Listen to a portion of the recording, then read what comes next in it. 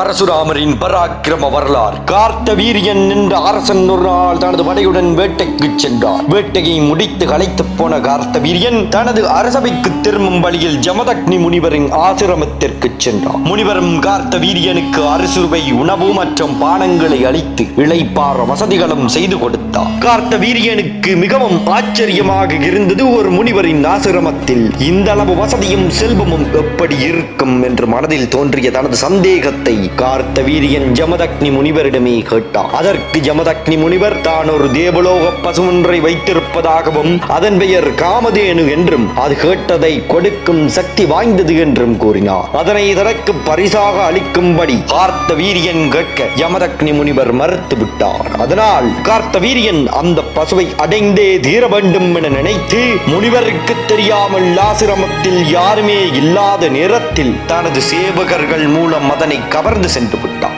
இதனால் மிகவும் வருத்தமுற்ற யமதக்னி முனிவர் தனது மகனாகிய பரசுராமரிடம் நடந்தவற்றை கூற கோபம் கொண்ட பரசுராமர் கார்த்தவீரியனுடன் சண்டையிட்டு அவர் தலையை கொய்து விட்டார். பிறகு அங்கிருந்து காமதேனு பசுவை திரும்ப மீட்டு தனது தந்தையிடம் ஒப்படைத்தார். இந்த வீடியோ பிடிச்சிருந்தால் லைக் பண்ணுங்க, கமெண்ட் பண்ணுங்க, உங்க ஃப்ரெண்ட்ஸுக்கு இந்த வீடியோ ஷேர் பண்ணுங்க. இதே போல பல தெய்வங்களின் வரலாறுகள், தாலாட்டுகள், காவியங்கள், கும்மிகள் மற்றும் மந்திரம் தொடர்பான விடயங்களை அறிந்து கொள்ளணும்னா ராவணன் குரல் யூடியூப் சேனலை சப்ஸ்கிரைப் பண்ணி பக்கத்தில் இருக்கிற பெல் ஐக்கனை கிளிக் பண்ணி வச்சிருக்கிறது மூலம் நாங்கள் போடுகின்ற வீடியோஸ் உங்களுக்கு உடனுக்குடன் நோட்டிஃபிகேஷன் மூலமாக உங்களுக்கு வந்து சேரும்.